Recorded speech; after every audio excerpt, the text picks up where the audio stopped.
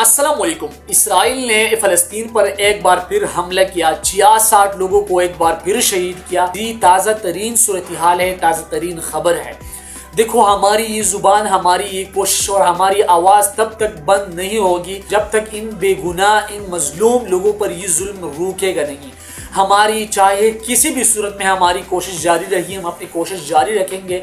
मैं आप तमाम लोगों से ये रिक्वेस्ट करता हूँ कि बराए करम सोशल मीडिया पर ट्रेंड चलाए, एहतिजाज में हिस्सा ले, तमाम तर चीज़ों में हिस्सा ले जो हमसे हो सके, क्योंकि रोज़ी क़यामत अल्लाह ताला हमसे ये पूछेगा, हमसे भी ये सवाल पूछा जाएगा कि आप इन मजलूम मुसलमानों के लिए आवाज़ क्यों नहीं उठा रहे थे। मैं पाकिस्तान के आला हुकाम से, रियासत से फिर एक बार अपील करता हूँ कि बराए करम फ़लस्तीन पर यह जुल्म रोका जाए, बराए करम फ़लस्तीन की इन मजलूम मुसलमानों को रिहाई दी जाए। इन पर ये कई सालों से ये जुल्म हो रहा है और हम देखते रहते हैं। हमें कोई एहसास तक नहीं कि हम इन लोगों के लिए आवाज़ उठाएं।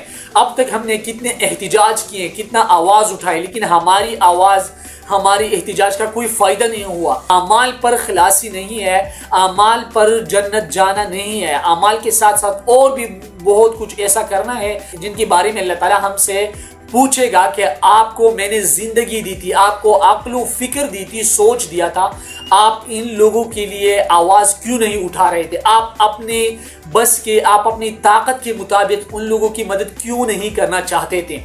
अब ताज़ा तरीन सूरत हाल ये है कि इसराइल ने फ़लस्तीन पर जो हमले किया हुआ है, 66 फ़लस्तीनियों को, 66 मजलूम मुसलमानों को एक बार फिर शहीद किया गया है। अब समूद फ्लोटेला के हवाले से जो कुछ मालूमात हमें फराहम हुए हैं वो ये है कि कुछ गैर मुल्की कारकुनान को इब्तिदाई तफ्तीश के बाद वापस भेज दिया गया है, लेकिन बड़ी तादाद अभी तक इसराइली जेलों में मौजूद है।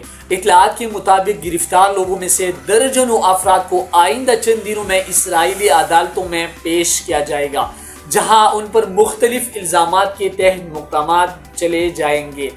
इसराइली हुकाम का कहना है कि ये लोग गैर कानूनी तौर पर इसराइली पानियों में दाखिल हुए और रियासती कवानीन की खिलाफ वर्जी की, इसलिए इन्हें हिरासत में लिया गया है। दूसरी जानिब कारकुनान और तंजीमों ने ये कहा है कि उनके साथ जेल में गैर इंसानी सलूक किया जा रहा है। बड़ी अफसोस की बात है, उन्हें तब भी इमदाद और कानूनी नुमाइंदगी से महरूम रखा जा रहा है और उनकी अहले खाना से राब्ते की इजाज़त भी नहीं दी जा रही।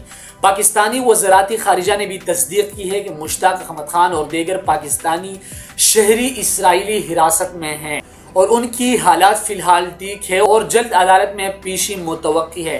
पाकिस्तान ने बैनुल अक़वामी इदारों और मुतल्लिक़ा ममालिक से राब्ता करके उनकी जल्द रिहाई के लिए कोशिशें तेज़ कर दी हैं, लेकिन ये भी इत्तलात हैं कि इसराइली अदालतों में मुक़दमात की कार्रवाई आइंदा हफ्तों में शुरू हो जाएगी और इसी दौरान कई कारकुनान को मरहलावार वापस भेजने या सज़ा देने के फैसले मुतवक्किल हैं।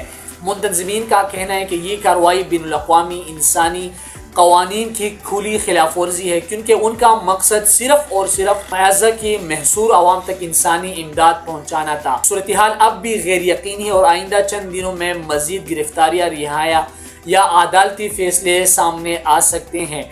ये था समूद फ्लोटेला के हवाले से कोई मालूमात, लेकिन आखिर में फिर मैं आप तमाम लोगों से ये कहना चाहता हूँ कि समूद फ्लोटेला के जितने भी कारकुनान को हिरासत में लिया गया है उनके लिए भी आवाज़ उठाएं।